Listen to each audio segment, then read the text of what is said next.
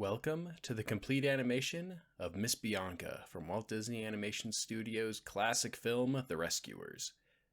The Rescuers came out during what some people call Disney's dark era, where they didn't make too many animated movies, and the ones that they did, a bunch of people say like the quality is suspect. And a bunch of them point to the new way that they did animation, where in the old days, they had animation that was done with completely hand-painted cells, where, the artists, the animators would do all of the pencil stuff on paper, and then once they had final line work done, then they would send that over to an army of cell painters who would carefully, trace over the finished line work with paint on clear celluloid sheets. And that's how it would happen. But it turns out that that's really time consuming and really expensive. And so what Disney eventually started doing is using what's called Xerox to transfer the line art onto the cells. And one of the big limitations of that is that you only have black outlines, and also the outlines have a sort of fuzzy feel to them, because it's not like with painting where you can get these really clear, like really precise outlines. And also, you can't have colored outlines.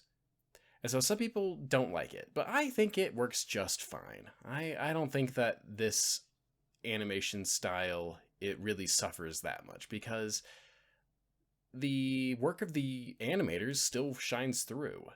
And, they're still able to paint the rest of it colorful. But let's talk about The Rescuers itself. This movie has it has a pretty dark story, to be honest, because in some of Disney's earlier movies, like Sleeping Beauty or Snow White, the villains are like almost comical, almost like mustache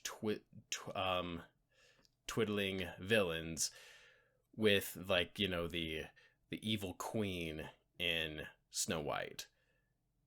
It's like, yeah, she's evil, and yeah, she does, try to basically ruin the life of Snow White, but she's not very relatable. Like, you look at the evil queen in Snow White and you're just like, yeah, this is threatening, like legit, but it's never going to happen to me. But The Rescuers it hits a whole lot closer to home, because Madame Medusa, she is just a horrible woman, and horrible women do exist. And she took advantage of like a 6-year-old girl to basically be her, like, to frankly be put into like a legit super dangerous situation. And like that sort of stuff actually can happen. Like, some crazy trashy woman really can go and kidnap a girl from an orphanage and force her to go down this creepy little hole in search of treasure. Like that's something that could happen. And I recently finished reading Don Bluth's biography, and The Rescuers is one of the last movies that Don Bluth worked on when he was at Disney, before he left Disney to start his own animation studio. And one of the stories that he told is all the animators at Disney were basically set on saying that Cruella de Vil from 101 Dalmatians was the best villain that they had ever made. And not just in terms of story, but mostly about the just like how absolutely well animated she was. And everybody's like, oh, nobody's ever going to make someone better than Cruella de Vil in terms of just pure animation. But then, when it came time for all the animators to sit down in the small theater that they have there to watch the first, rough animation footage of Medusa, everybody just was floored because she was animated so well. It's like they took that character model and made her move in like the perfect way. Because like if you look at Medusa, she is a lumpy, wobbly woman. Like she is like, yeah, I just think lumpy is the best way to describe just the way that she looks, and she moves with it really well. One of these days I should probably do a complete animation of her. But that it is not this day, because this day I did a complete animation of Miss Bianca. And Miss Bianca is a really interesting character, because this is like the beginning of Disney starting to write female characters that aren't, Snow White or Aurora, where they need to have, some next level realism in them, where she isn't a princess, but, she's still a female. And they don't shy away from Miss Bianca being, a lady. Like, she's never anything but soft-spoken. She is sweet to everybody. Like, Miss Bianca, she is, really interesting. Although, if you notice a few scenes back, there was a bit of an animation error because they made a big show of her taking her jacket off, and then she had it back on, and then it was off again. Just a little continuity issue that I noticed. And I think that one of the best things about the character of Miss Bianca is her voice actress, Ava Gabor. Ava Gabor is a Hungarian actress. Well, was. She has since passed, but I think she was getting on in her years for this movie, and it was a miracle that she was still fit and able to voice act in the sequel. But just her voice is just so iconic. I really wish that, well, I don't know. Should Ava Gabor have been in more Disney movies than just 3 with the Aristocats and the 2 Rescuers movies? I don't know. But I think that this is she's one of the best voice actresses to just really nail the role. Ava Gabor's voice basically makes Miss Bianca who she is. Same with Duchess in the Aristocats. One of these days I might just do a complete animation of Duchess and the Aristocats, because that's another movie from this era of Disney animation. Yeah. So, I think that one of the interesting things about the art style in this movie is the eyes of the mice. It's kind of, I'm not sure what the rules are for their eyes, because sometimes their eyes are just outlines. Sometimes their eyes have a little bit more detail and you can actually see the whites of their eyes. It's kind of weird. I'm not sure exactly what the reasoning behind when they show eyes being different. But I do think that they are expressive given how much they stray from the usual style of Disney eyes. Because if you look at, like the golden age Disney stuff with Bambi and Pinocchio, those eyes have very similar features. In fact, some people go so far as to say that like classic Disney stuff all looks the same because they often have like similar design language for things like eyes and characters. Because like when you get down to it, the eyes in Bambi are not that dissimilar from the eyes in Cinderella. But here, the eyes are like really just line drawings. It's kind of interesting. So, one of the interesting things about this movie is the setting. Like there are two settings. There's 1970s New York City, and there is the bayou. I'm not sure exactly which bayou it is. It might be in Louisiana. It might be any of the other southeastern states in the US. But it's a setting that Disney would not come back to until Princess and the Frog. And I think that Princess and the Frog had a more like overt, like outward, fascination with the bayou. In fact, they had an entire song called Going Down the Bayou or whatever.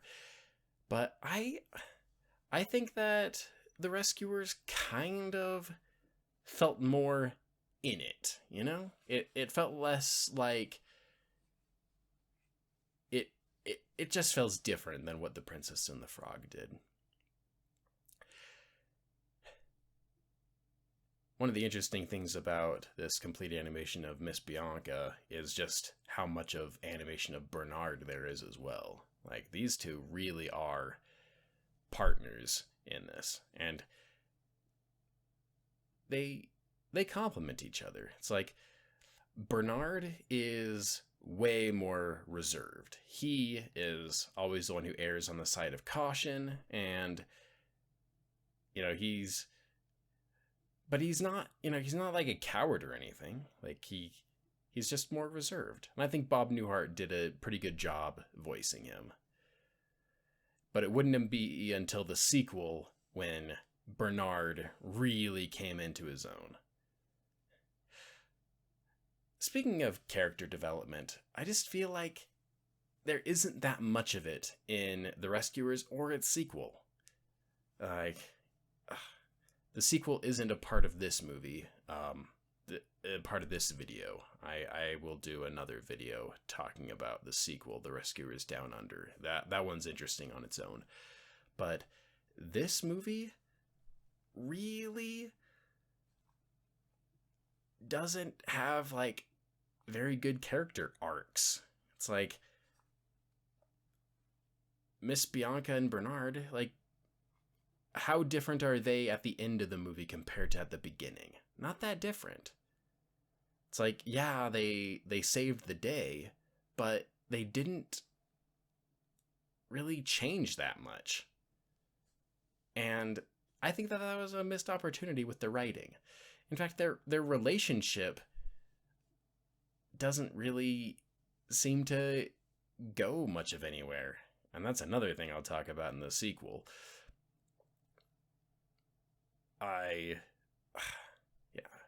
The Rescuers Down Under is one of the only one of 3 sequels that Walt Disney Animation Studios has ever made. And, that's sure something. So, one of the things about this video is it's almost 20 minutes long. So, Miss Bianca has quite a bit of footage in this movie. And one of the problems on my side is these long complete animation videos might end up taking, they might exhaust things that I have to say about a particular movie. Because I don't write scripts for these. I used to write scripts for videos, And I found that I just don't enjoy that very much. But, I do kind of enjoy um, doing commentary just off the cuff. And for a bunch of shorter videos, it works just fine. The length of the video pretty much lines up with the amount of stuff I have to say. But I'm kind of running out of stuff to say here with the Rescuers. And if you see here, this scene right here is when they finally meet Penny. And, the movie is more than halfway over. It's like the journey of the Rescuers is them getting to Penny, and then when they actually get time to help her, the movie doesn't have much time left. I think that problem is even more pronounced in the sequel, because they really don't even meet Cody, the kid they're trying to save, until way later. I think that The Rescuers is just a lopsided movie. Like, I think that the animation is good, the visuals are good, and I think the characters are good. I think they're well executed. But I think that overall, the movie is kind of lacking in just cohesion, making sure that everything gels together and has like satisfying conclusions and everything. Like, if you look at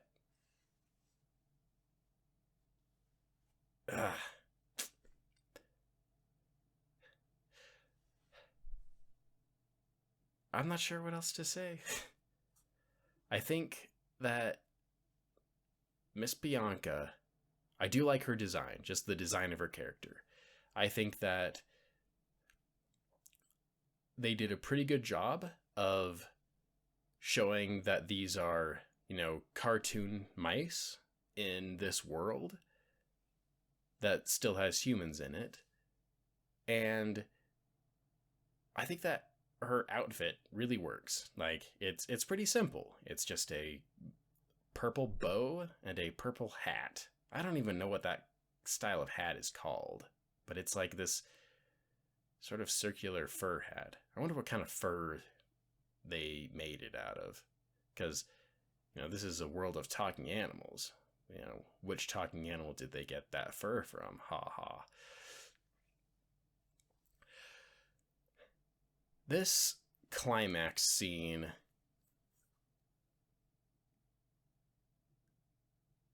I'm not sure what to really make of it. I think that the animation on display is actually pretty impressive. Like, water is always tough.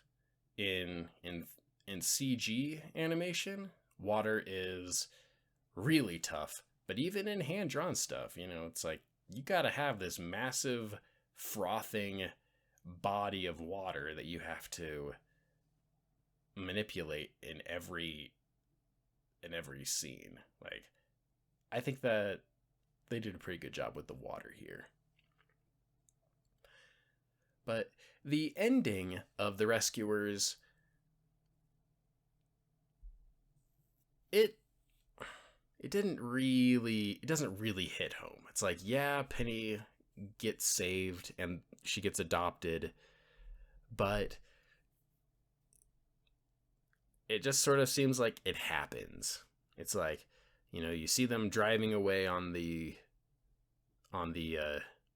old-timey jet ski, and then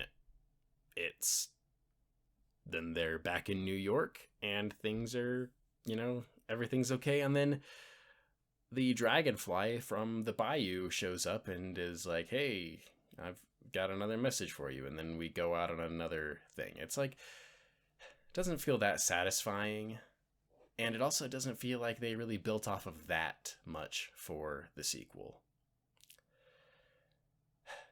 So yeah, this hasn't been the best commentary ever, but I feel like most people probably just put this video, the video on mute when they watch. I don't think too many people will enjoy my commentary. But yeah, thanks for watching.